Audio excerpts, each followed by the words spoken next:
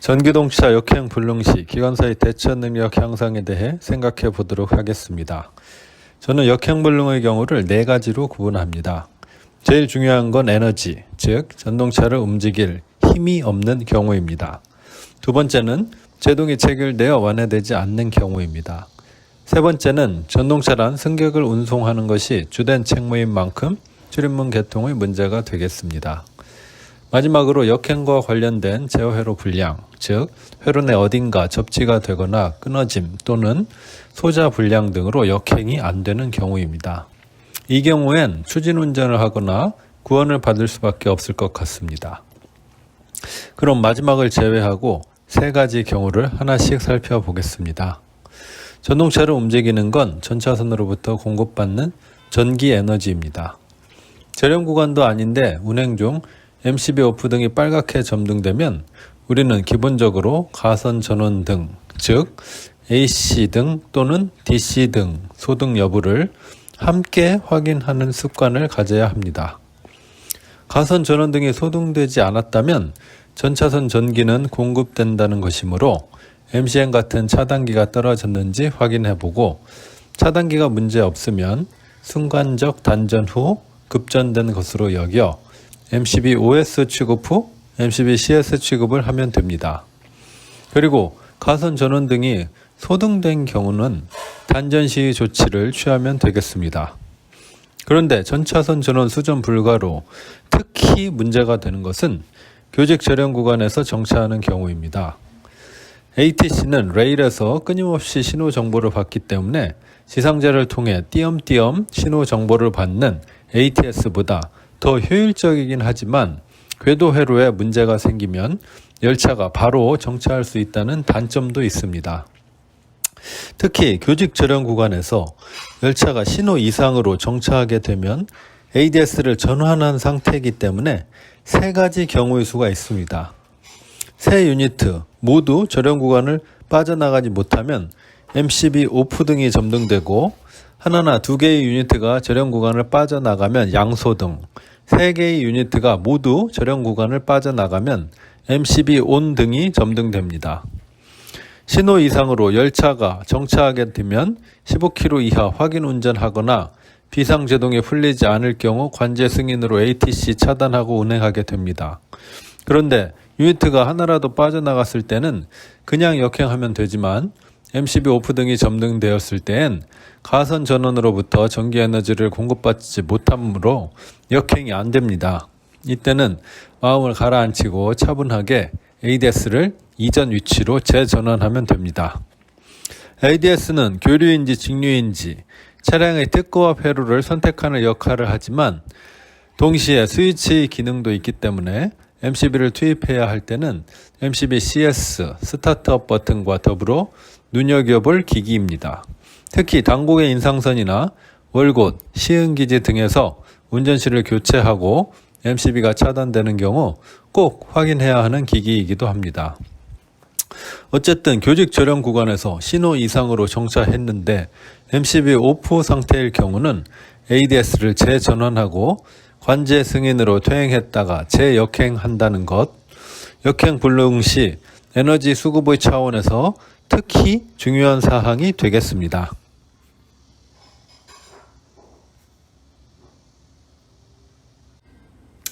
역행 불능에서 두 번째로 살펴볼 부분은 제동입니다. 전동차의 제동은 신형차의 정차 제동까지 포함해서 5가지가 있습니다. 이것들은 기계적 또는 전기적으로 전동차를 움직이지 못하게 하는 역할을 하기 때문에 역행 불능 시 특히 주의해서 살펴봐야 합니다. 먼저 상용이나 보안 제동은 상대적으로 역행 불능에 영향을 덜 미칩니다. 둘 다 완해 불량이 발생할 때가 문제인데 각각의 해결법은 매뉴얼에 나와 있습니다. 상용 제동 완해 불량 시엔 1차로 CPRS 취급, 2차로 해당 차량 BC 전체 완해 취급, 신형차의 경우 NRBDS 확인 등이 관련되어 있습니다.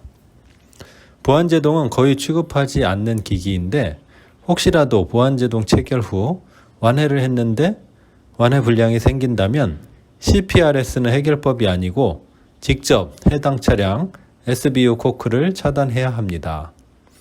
만일 보안제동 스위치가 고장나서 복귀가 안 될 때 양쪽 운전실 SCBN 차단기를 차단하면 전 차량 보안제동이 완해됩니다.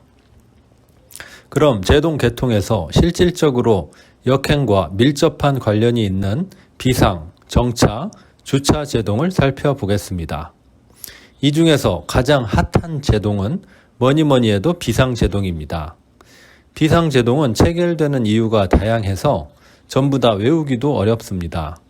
저는 이렇게 외웠습니다. 신과 접한 PD는 공차는 사람이다. 앞 글자만 떼어보면 신접 PD 공차입니다.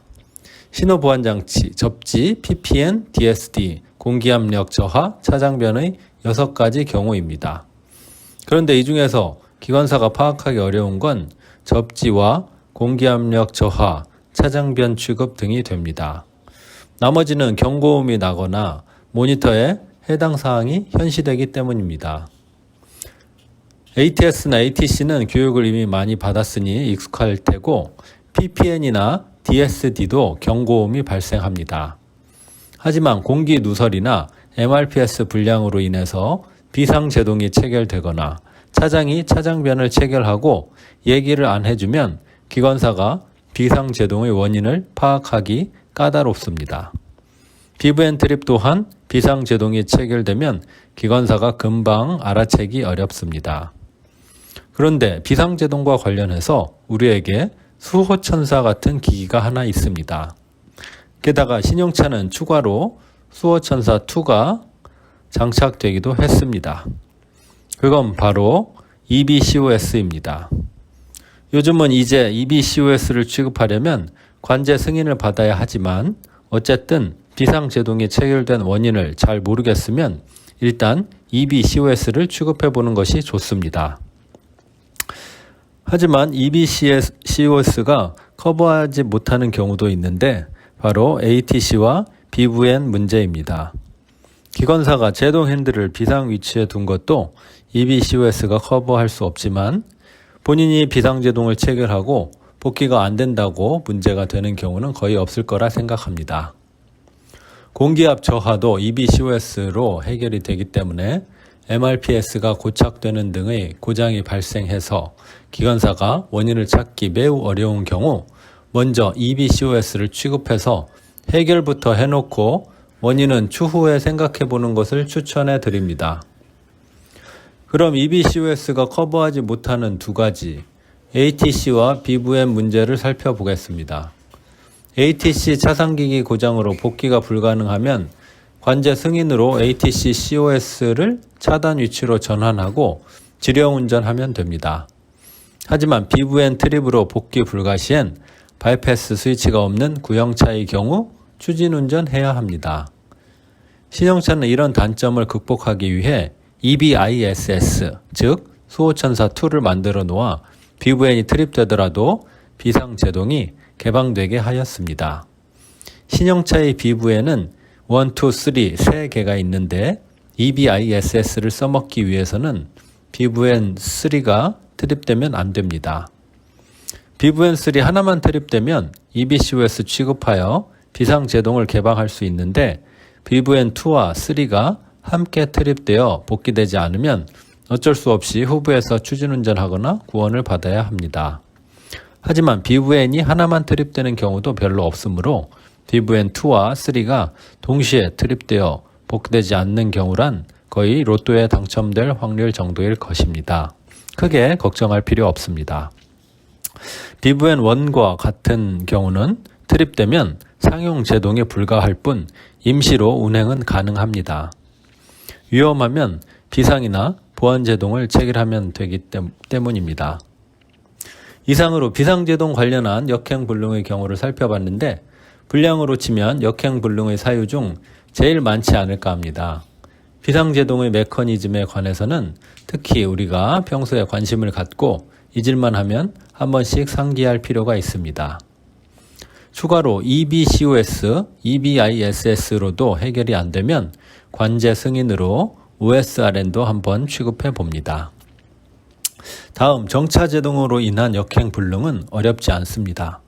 거의 맨 앞 유니트 CI 고장으로 인한 경우가 원인인데, 맨 앞 유니트 구동 개통이 고장이면 정차제동 해방 신호가 역행 회로에 전달되지 않기 때문에 역행이 안 됩니다. 따라서 운행 중 맨 앞 유니트 CI 고장 또는 기타 정기적인 고장 등이 원인인 경우 HBCOS를 취급하여 정차 제동을 무효화시키면 역행이 가능합니다. 정차 제동은 비교적 간단하지만 주차 제동으로 인한 역행 불능은 또 간단치가 않습니다. 주차 제동은 말 그대로 주차 시 써먹으려고 만든 장치이기에 운행 중 동작하면 문제가 발생하는 것입니다. 구형차는 기계식이라 고장날 확률이 많지 않지만 신형차는 전기 제어 부분이 첨가되어 조금 복잡합니다. 하지만 기계식의 단점을 보완하였기 때문에 조치법만 이해하면 신형차의 주차 제동이 훨씬 좋습니다.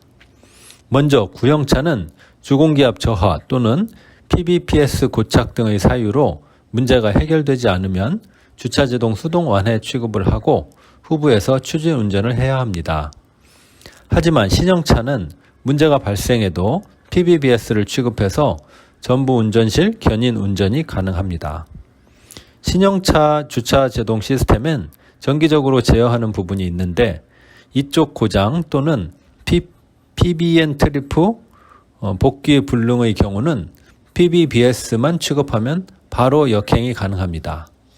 하지만 실제로 주공기가 누설되어 압력이 저하된 경우는 주차제동 수동완해 조치를 한 후 CMSB 함 옆에 있는 MR 코크를 차단해야 PBBS가 제 역할을 할 수 있습니다. 이렇게 주차제동까지 제동 문제로 인해 역행 불능 시 유의해야 할 부분을 쭉 살펴봤습니다. 마지막은 출입문 및 PSD 관련해서 역행이 안 되는 부분입니다.